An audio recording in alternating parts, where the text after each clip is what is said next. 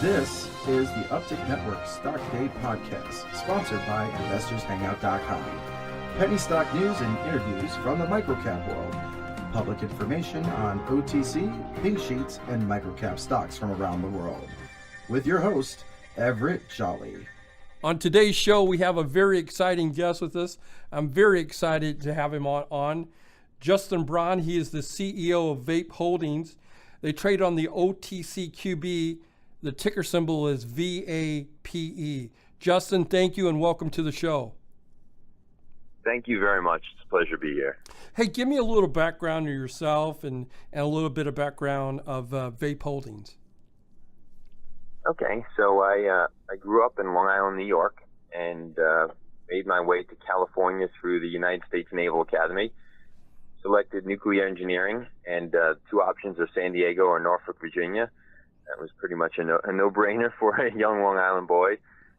So I shipped out to San Diego and operated the nuclear reactors on the USS Ronald Reagan for approximately 5 years, after which took the GI Bill, went to USC to earn my MBA, plugged myself into LA, and I was in tech sales, sales management, sales leadership, and then I got into tech startups, and that's where I got into the vaporizer and electronic cigarette space, and that's how I ended up meeting vape, is through that space. You know, you guys are in a very interesting space. I mean, all I hear is about electronic cigarettes. I hear about vapors and everything. I understand you guys got some new manufacturing capabilities under the HIV ceramics. Can you enlighten us a little bit on that?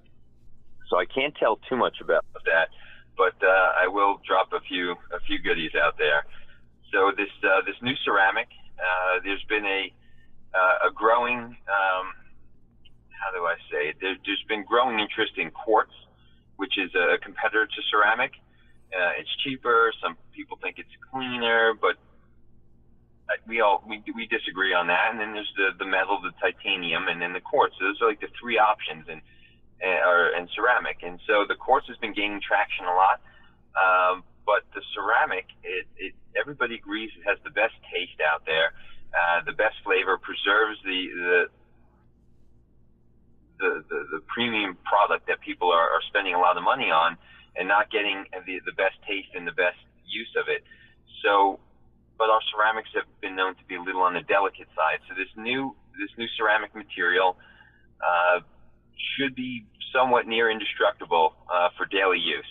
I mean, if you throw it against the wall, it will crack. But shy of that, its durability, its longevity, and it still is, surgical grade ceramic. It's very clean and provides the best taste. And we're working on reducing manufacturing expenses dramatically as well. Absolutely. Now, is that product out on your market yet? The product is not out on the market yet, but it is in production. Okay, very good. Tell us a little bit about your $5 million equity facility. How's that coming along? That is moving right along.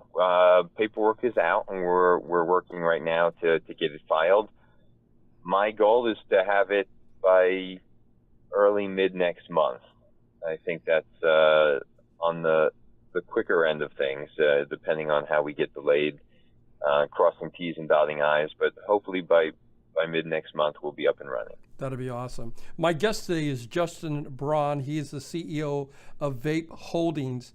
They trade on the OTCQB under the ticker symbol VAPE. Justin, what is your vision for vape, and where do you see the company headed here in the next 2 years? So one thing that I did when I took over CEO is I started cutting off extraneous businesses that weren't in line with what vape does great. And what vape does great is brands. It creates brands. Brands can grow much larger than the company. Brands can live on longer. And so I want to create a lifestyle, not just a series of branded companies. We got the Revival Vaporizer. We've got Hive Ceramics. But I want to continue with that trend where they all kind of have a synergistic relationship and play with each other very positively. So if you're at home and you're using a water pipe, then Hive supports you. You take it on the go, and you switch to your Revival. And not only do I like the Revival device, vaporizer, but I love the branding. I love the clothing. I wear a Revival t-shirt. I have a Revival hat. And so I'm trying to create lifestyles here. Absolutely. And I think that we're very good at that. And I think that's where you get your highest multipliers. That's where you get your highest returns. And I think that's where I can help shareholders capture the most value, is by creating brands. As technology increases, which is ever happening, as the industry, progresses and adapts and changes, as regulations change, there's one thing that can surpass all of that, and that's a good brand. Absolutely. They can adapt and overcome with the changing environment, and cannabis is changing faster than anything I've seen in a long time. In 2015, correct me if I'm wrong, you guys did about 1.2 million in revenue. Is that correct? That is correct. What is the growth for your company, and are you guys selling most of your products from your website? Are you in commercial spots? Can you give us a little bit update on that brand? So the Hive Ceramics is sold mostly in smoke shops and direct to consumer. I'm working on increasing relationships with distributors, and by reducing manufacturing expenses, we're a lot more attractive to some of the tier 1 international distributors. And so as I can get that price down, we can now add in more steps into the food chain by the time we get to consumers. And although it's been difficult, we're there, we're getting there, and we're engaging in these high-level distributors, and their reach and wake is far superior than what Hive is at right now. So it can see exponential growth if we can get picked up by a few of these people. With Revival it's crossing bridges that I didn't expect it to. It was kind of designed to work with the pre-filled cannabis cartridges, but we're finding a lot of just e-cig nicotine vapors enjoying the product, because there's not many options out there that are small, that are discreet, that are powerful, that are sexy, and allow users to switch out flavors and cartridges as quickly as pulling it out with a magnetic connection. So that technology that we've deployed has been very successful, and it's finding great support from the consumer base. There's anywhere from 40 to 100 different vape kind of products out there. Are you guys aligning yourself with any other companies? Are you planning on doing any M&A this year or next year? Both. All of the above. So I have my sights on a few potential acquisitions, and with them not only comes a significant source of revenue, but a tremendous consumer base or a customer base, sorry. And a couple of them work on subscription-based models. And so being able to capture that subscription audience, and now slipping in Hive, slipping in Revival, that will give me 2-3x multiplier on my investment, and increase the sales force dramatically. I don't want to say the name of the company, but we're getting pretty close to putting a deal together. Is it safe to say that our revenues of 2016 will be greater than the revenues of 2015? I'm very excited to release my next quarterly report, put it that way. Oh, good, great. My guest today. I hope that answers your question. Yes, I understand. My guest today is Justin Braune. He is the CEO of Vape Holdings, and they trade on the OTCQB under the ticker symbol VAPE.